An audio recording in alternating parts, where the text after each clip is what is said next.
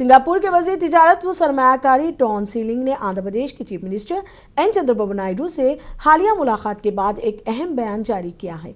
उन्होंने वाज़ेह किया कि सिंगापुर आंध्र प्रदेश और अमरावती की तरक्की में अपना इश्तिराक जारी रखेगा।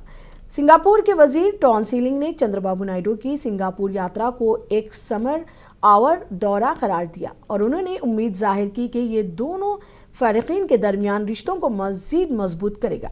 उन्होंने कहा कि आंध्र प्रदेश भारत के तेज़ी से तरक्की करने वाले रियासतों में से एक है और इसीलिए सिंगापुर की कंपनियां यहां सरमायाकारी और तिजारती सरगर्मियों को वसीयत देने में बहुत ज़्यादा दिलचस्पी रखती हैं।